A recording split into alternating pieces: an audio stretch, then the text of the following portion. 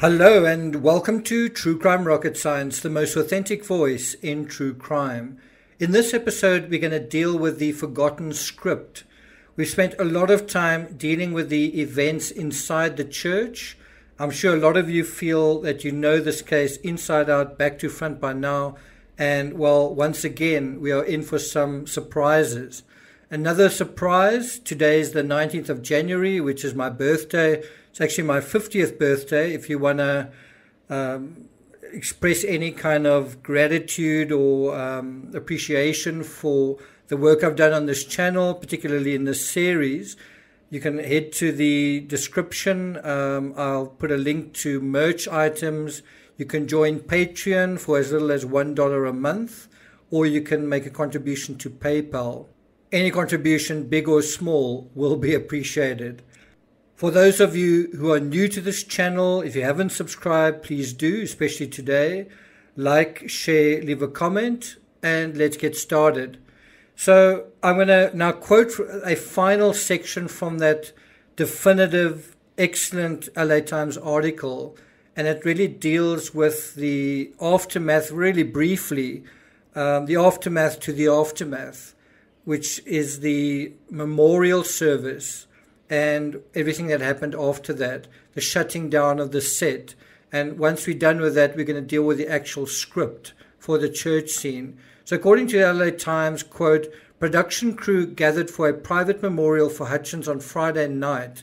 So bear in mind, she was shot Thursday, the 21st of October, and then the very next day, that night, Friday night, there was kind of a big sort of memorial and kind of vigil in Santa Fe. And then there were much larger vigils, according to the article, in Albuquerque on Saturday. And then it spread even to Los Angeles on Sunday. So just think how it sort of kind of gained momentum, this tragedy.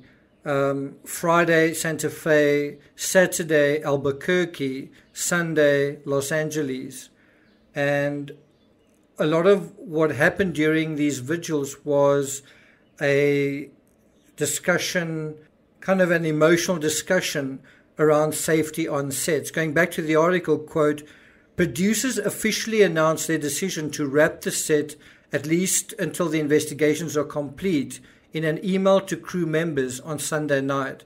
I must say I find that quite astonishing, is that despite Elena being shot, and despite her dying, they actually hadn't really decided to close or abandon the film until a few days later. And this puts into perspective this whole idea of them trying to contain the situation, not talk to the media, and all that kind of thing. Because I think there was still this strong desire to continue with the project. And so it was only on Sunday night where I think reality sank in. It's like, oh, this is not really going to happen.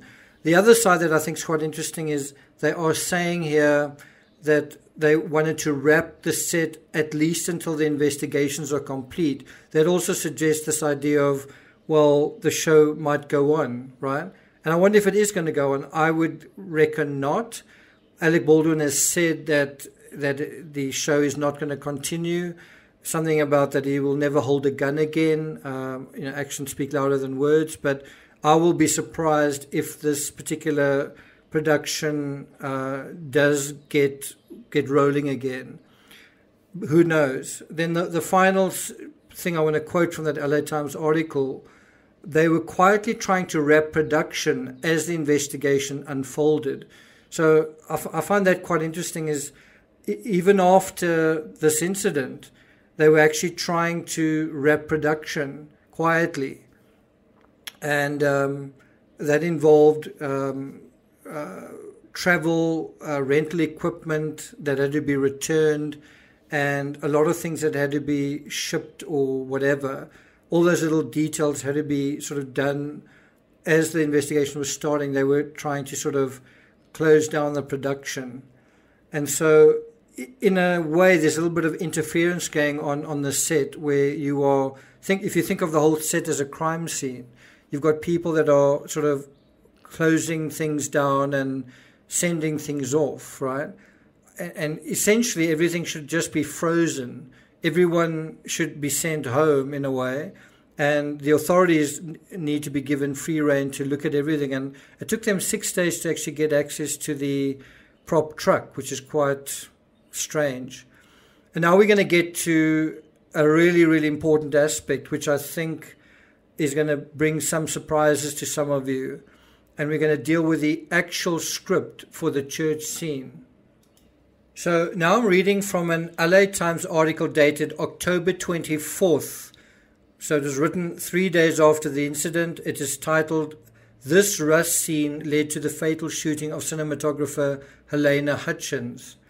And so this is the way that the LA Times has drafted this particular scene. Quote, "Co-written by star Alec Baldwin and director Joel Souza, the script's third act includes a scene featuring Lucas, that's Brady Noon, and Harland Rust, Baldwin, taking cover in a church after Rust has been gravely injured."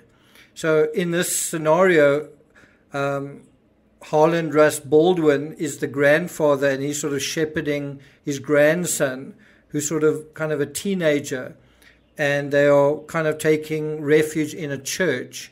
And at this point, Rust is already injured, and apparently quite seriously. And so his grandson, Lucas, he leaves the church, leaves Harland Rust in search of help. And that is when the enemies, Wood and Drum and Miller, that is Jensen Ackles, Swen Temmel and Travis Hammer, are hot on his tail. And it actually feels like this could be the climax of the film, or certainly one of the big moments of the film. It certainly is part of the third act. The article goes on to say, quote, "Fenton Lang, Travis Fimmel, enters the church shooting one person with a shot that knocks him off his feet. The second shot destroys the livery door. Lucas takes off running, but meanwhile, inside the church, a shootout ensues that tears the building apart. Wood and his men begin firing guns at Rust, shredding the church pew in front of him."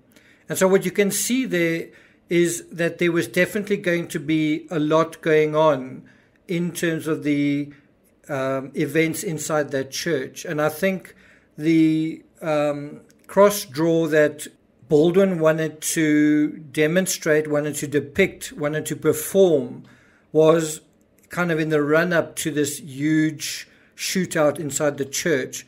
And I think it's a little bit misleading if you think about what the script supervisor said, that no shot was supposed to be fired.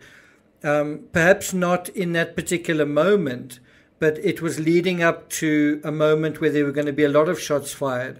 And so Baldwin, who was possibly, and I'm speculating here, was possibly savoring the moment, looking forward to the moment, anticipating the moment, like getting quite excited about this climactic thing.